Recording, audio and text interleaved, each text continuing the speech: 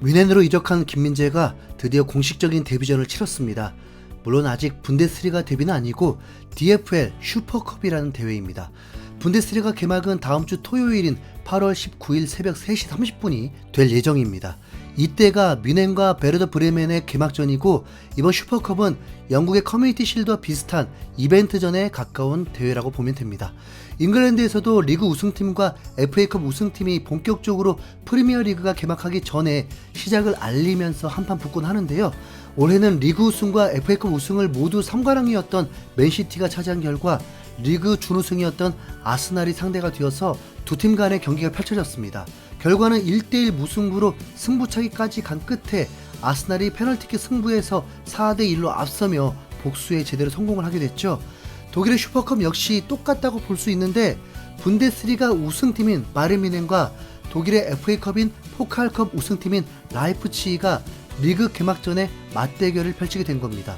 지난 시즌 뮌헨은 리그에서는 우승했지만 포칼컵에서는 8강에서 일찍 탈락하면서 체면을 구길 수밖에 없었는데요.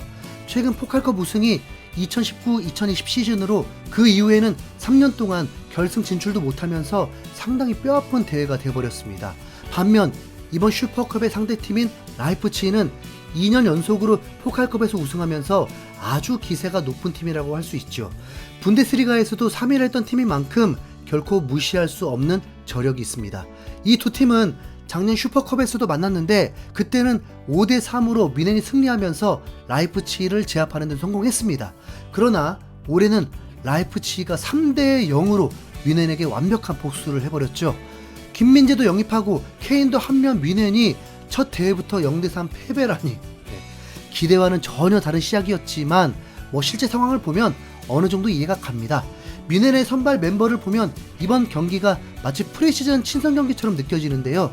노이어가 아닌 울리가 골키퍼였고, 데이비스, 데리유트, 우파메카노, 파바르의 포백, 키미와 새로 영입된 라이머가 3선이었고, 그나브리, 무시알라, 사네가 2선, 2005년생의 18살 공격수 테리 원톱이었습니다. 철벽의 두호가 될 거라고 기대했던 김민재와 데리유트 조합은 이번 경기에서도 선발로 가동되지 않으면서 살짝 불안했죠. 미드필더에도 신입생인 라이머가 선발이고, 지난 시즌 리그 22경기 출전에 5골에 그친 테를 선발 멤버로 내보냈다는 것 자체가 패배에도 상관없다는 생각이었을지 모릅니다. 지난 시즌 최강팀인 맨시티도 비슷한 대회인 커뮤니티 실드에서 3년 연속 지고 있는데, 그렇다고 맨시티를 약하다고 보진 않잖아요.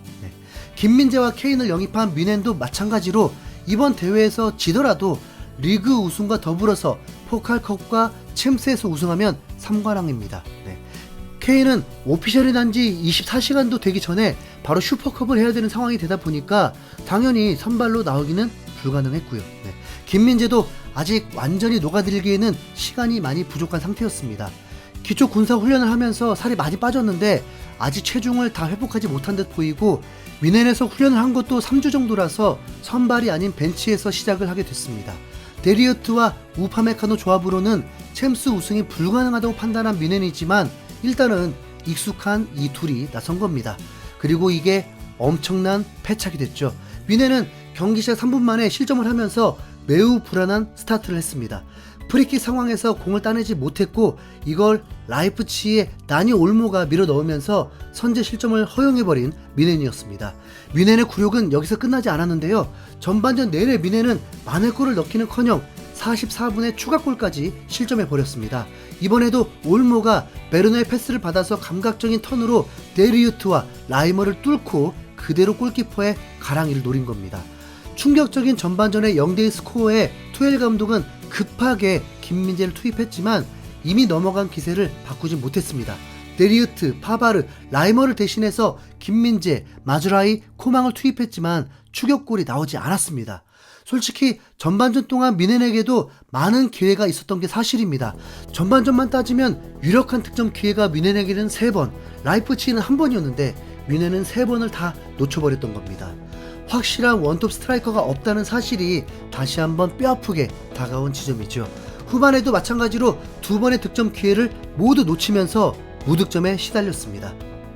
반대로 앞서던 라이프치히가 후반 22분 마즈라이의 핸드볼 파울로 페널티킥을 얻어서 올무 헤드트릭까지 완성해버리면서 대패를 해버렸습니다. 솔직히 대패까지는 예상 못했는데 어차피 이 경기의 가장 큰 관심사는 김민재와 케인이었죠. 그리고 이 슈퍼스타들은 이런 상황을 알고 있어서인지 벤치에서 사이좋게 같이 앉아 있었습니다. 이 광경을 보는데 솔직히 좀 벅차오르더라고요. 네. 카메라는 몇 번이나 이 투샷을 보여주곤 했습니다. 거기다 미네는 얼마나 급했으면 단 한 번도 훈련하지 않은 케인을 이 경기에 투입시켜버렸습니다. 후반 18분. 네. 그러나 케인은 경기 종료까지 볼터치 횟수가 단 3번이었고 슈팅은 한 번도 하지 못하고 말았습니다. 케인에게 살짝 민망함을 주자면 챔스 결승 때도 경기를 4개월 만에 선발 출전했는데 팀을 전혀 돕지 못하고 준우승을 해야 했죠. 네. 우리 김민재는 뒤늦게 투입되었지만 확실히 눈에 띄는 수비력을 뽐냈습니다.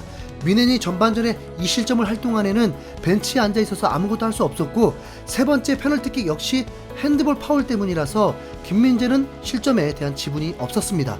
오히려 네 번째 골을 먹을 수도 있었는데 슈퍼 태클로 미넨을 구원한 김민재입니다. 후반 70분경에 라이프치히의 셰슈코가 완벽하게 미넨의 뒷공간을 뚫어버리고 골키퍼마저 제친 뒤 슈팅을 날렸는데요. 이걸 김민재가 끝까지 따라붙으면서 한 박자 빠른 태클로 이걸 막아내버린 겁니다. 사실 셰슈코 역시 골키퍼를 제치면서 김민재가 따라오고 있다는 걸 알았는지 빠른 타이밍에 슈팅을 시도했거든요. 일반적이었다면 수비수의 태클이 늦어서 충분히 골이 될 수도 있는 장면이었습니다. 그러나 김민재는 이것까지 읽은 건지 셰슈코의 동작을 보고 알아챈 건지 몰라도 슈팅 타이밍을 완벽하게 읽은 태클을 통해서 팀의 네 번째 실점만큼은 허용하지 않았습니다. 만약 김민재가 선발로 나왔다면 애초부터 전반전에 내줬던 두 골 자체가 없었을지도 모르겠다는 생각이 드는데요. 하지만 뭐 결과는 이미 바꿀 수 없었고 교체 투입된 케인이 영향력을 발휘하기도 전에 경기는 그대로 종료되고 말았습니다. 0대3이라는 충격적인 스코어에 미넨 팬들은 분노할 수밖에 없었습니다. 우파메카노와 데리우트 조합은 이미 실패한 조합이야. 왜 김민재 데리우트를 쓰지 않는 거냐고. 아직 10대에 불과한 공격수가 미넨의 주전이 될 수는 없어. 차라리 방금 이적한 케인이 나오는 게 더 나았겠다. 그바르디올이 떠난 라이프치히에게 한 골도 넣지 못하다니 이건 악몽이야. 선발 멤버부터 친선덕기 같은 느낌이었는데 투엘이 일정을 착각한 건 아니겠지? 긍정적으로 생각하면 작년에 맨시티도 커뮤니티 실드에서 지고 3관왕을 차지했어. 우리도 그렇게 못하라는 법은 없잖아. 일단 이번 시즌 6관왕은 벌써 실패네. 나는 김민재가 나왔다면 전반부터 올모를 완전히 지워버렸을 거라고 생각해. 분데스리가 개막까지 일주일 남았는데 그동안에 케인과 김민재가 완벽하게 팀에 적응할 수 있을까? 일단 확실히 텔은 아직 주전 공격수가 되기에는 너무 어리다. 그는 아직 미넨의 체급에 걸맞는 공격수가 아니야. 케인이 토트넘을 떠나자마자 우승한다는 그런 동화 같은 이야기는 완성되지 않았네. 김민재와 케인의 공식 데뷔전 결과가 너무 초라하다. 앞서 말씀드렸듯이 이번 슈퍼컵 대회는 커뮤니티 실드와 비슷한 위상의 대회이기 때문에 솔직히 우승을 못한다고 치명적인 건 아닙니다. 그렇지만 리그 개막전에서도 이런 경기력이라면 분명 더 불안해지는 건 맞는 상황인데요. 투엘 감독이 김민재를 많이 아끼는 만큼 다음에는 데리우트와 김민재를 출격시켜서 제대로 철벽 수비를 보여주길 바라겠습니다. 케인도 김민재와 함께 멋진 경기력 응원하겠습니다. 이상 흰수염고래였습니다. 감사합니다.